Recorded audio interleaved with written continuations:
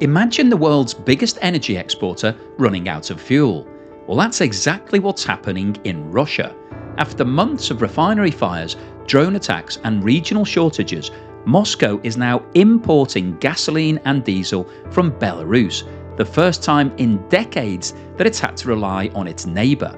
In September alone, Belarus shipped around 49,000 tonnes of gasoline and 33,000 tonnes of diesel to Russia, which is around 600,000 barrels per day. This lifeline highlights just how serious Russia's refinery crisis has become. In this video, I'll show you how drone strikes, rationing, and OPEC's rising output have left Russia scrambling to import the very fuel it used to export.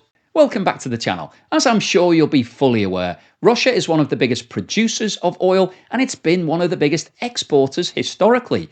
But unfortunately for Russia, what's going on at the moment is an absolute nightmare because they've been hit by multiple drone attacks from Ukraine, which has taken out a huge amount of its refining capacity, around 40%. And so Russia has introduced an export ban on all gasoline products, and it's also introduced a limited export ban on diesel products. And the reason for this is because it's not producing enough to feed its own markets. I posted a video recently talking about the fact that Russia is now rationing oil supplies. So if you go to the pumps in certain regions, you're only allowed to buy a maximum of around 2 or 3 gallons in some of those areas. Now, that's obviously not great news if you come from Russia, because if you're trying to fill your vehicle to go to work or take some deliveries to somebody or just do something generally in your life, you want to be able to fill your car up. And I think one of the basic things that we've got in Russia is that the pumps will always be full because Russia is one of the world's richest oil countries. However, not at the moment. It's struggling to be able to feed its own population, so much so that it's now importing gasoline and diesel from Belarus. And I'm not sure whether you knew whether Belarus even produced oil. It doesn't actually have a lot of its own oil production itself, but it does have 2 huge refineries. The Moscow refinery in southern Belarus, which is actually jointly owned by Russia, and the Naftam refinery in northern Belarus. So they import Russian crude and then pass it through their own refinery process, and then some of it is used within Belarus, and then the rest of it is usually exported not to Russia, to other countries. Now, before we go on any further today, I want to talk to you about today's sponsor, Strawberry.me, that provides certified online coaching.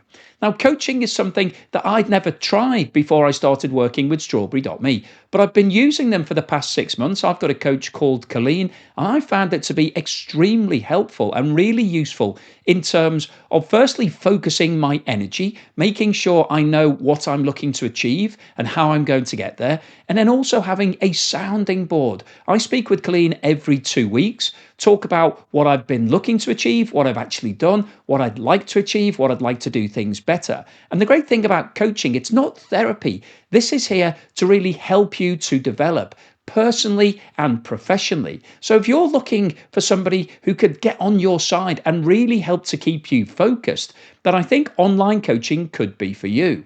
So if you're interested in taking up this offer, then go to strawberry.me/Joe Blogs. Click the link in the description below or scan the QR code now to take their quiz and get matched with a certified coach, because the best investment you will ever make is in yourself. So why don't you give it a try now? So just looking at the numbers, Belarus's crude oil production from its own facilities is only 30,000 barrels per day. And Belarus uses around 150,000 barrels per day. That's what it consumes for its own people. So it needs to import the oil from somewhere. So it imports around about 239,000 barrels of oil per day from Russia. So that's crude oil.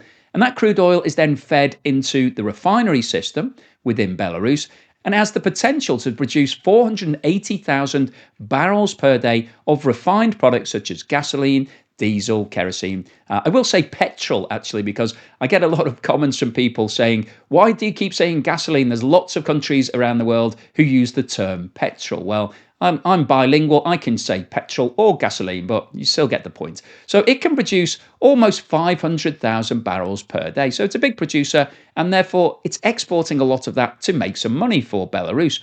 But interestingly, in September, the situation changed materially. Now, the gasoline historically has been going to Russia by rail. So they load up these huge tankers on the rail system, and then it goes by rail to the ports in Russia and then is exported via Russia. So it's Belarusian refined products. Belarus gets the profit from it, but it's actually being transported globally via the ports in Russia.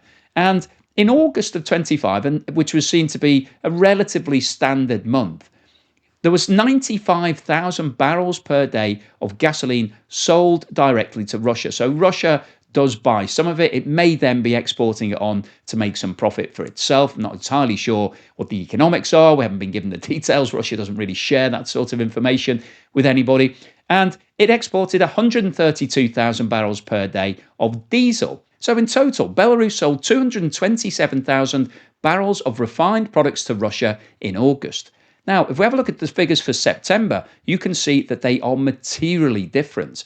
The gasoline figures increased from 95,000 to 360,000. That's a 4 times increase in the amount of gasoline that Russia was buying directly from Belarus. And this isn't because Russia wants to make a turn on it and export it. It's because it's short of gasoline itself because all the refineries have been closed.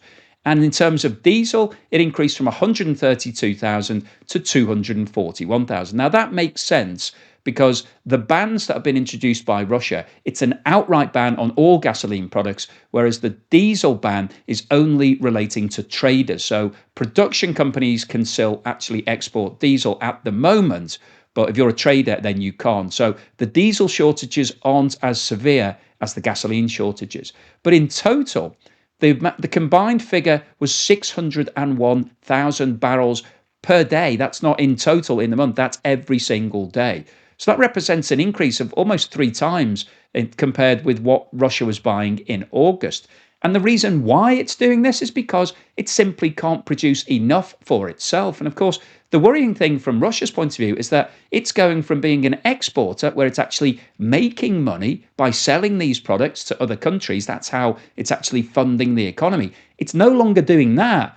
But to make things even worse, it's having to buy these products from Belarus. So if you think about the economics of that, if this was your business and you were selling cakes to somebody, for example, and you were making hundreds of dollars per day selling cakes, and then all of a sudden you couldn't make any cakes, but you needed to buy cakes, you'd go from being $100 in the positive, maybe you're spending $50 buying cakes. It's a big swing factor. Not only do you lose your $100 of income, you're also having to spend $50 from your savings. And that's what's happening to Russia at the moment. It's not making any income from these exports. And in fact, it's losing money by having to pay Belarus to get the products imported into Russia. So what's the summary and conclusion today? Well, I wanted to post this video because I think it's really big news that the world's biggest exporter of fuel products, particularly oil products, Russia, is now importing gasoline and diesel from its neighbour Belarus, which isn't really a major player in the global oil markets. In fact, the Belarusian oil industry is dependent on Russian crude. That's what it uses as its raw material to feed its own population. And then because it has some surplus left over, it then makes some money from exporting that to other nations.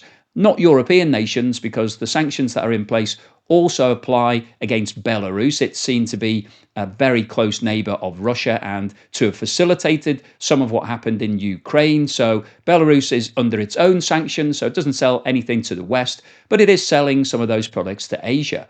But what we've talked about in today's video is that the problems that are going on in Russia right now are so severe.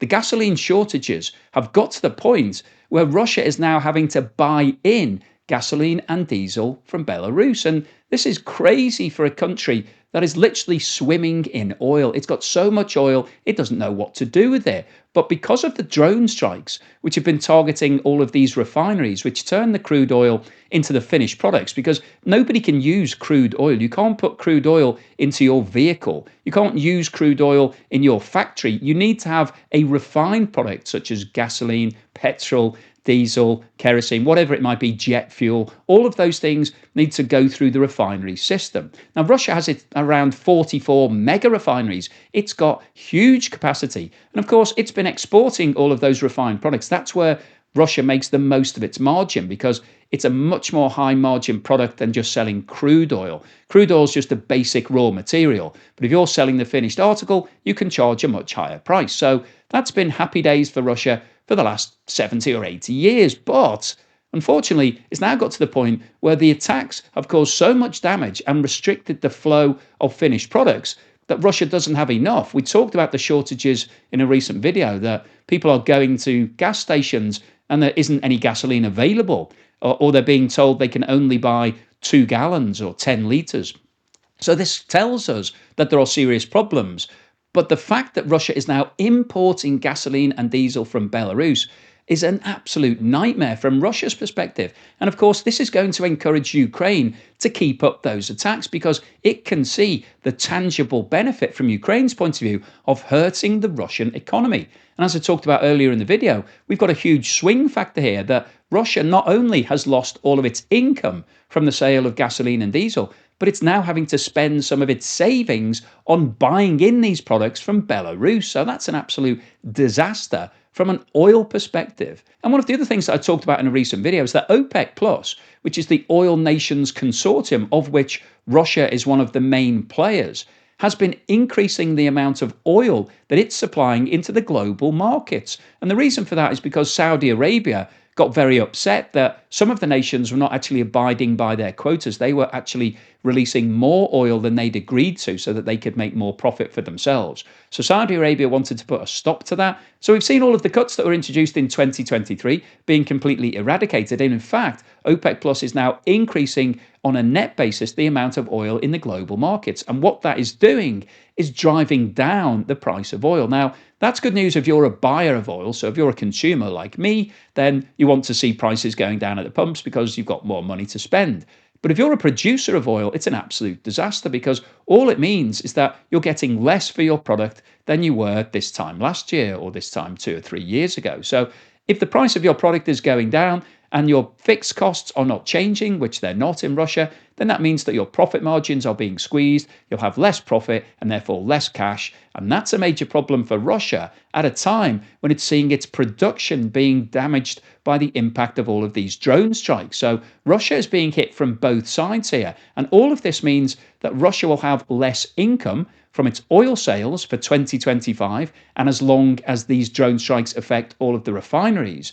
Now, Ukraine is ramping up all of its efforts to try and make more damage to all of those refineries. So if that happens, this situation could get worse. The shortages could continue, and Russia may need to start buying in even larger volumes than it is at the moment. And there might come a point where Belarus can't actually supply all of the products that Russia needs because Belarus has only got a limited amount of capacity. And if Russia gets to that point of view, then it may start to see shortages occurring all across the country, not just in specific regions. But the overall summary of today's video is that the fact that Russia is now having to buy in gasoline and diesel from Belarus tells us how severe the problems are right now with regards to the supply of fuel. And this is going to be really bad news for the Russian economy for the rest of 2025 and into 2026. So hopefully you've enjoyed today's video, you found it useful, informative and thought-provoking. If you've liked what I've said, then please give me a thumbs up and subscribe if you haven't done so already. Really appreciate that. Thank you so much to everyone that's supporting me, particularly everyone that's come over to Patreon recently. Really appreciate your support. Thank you for watching this video all the way through to the end. And here's something to put a smile on your face.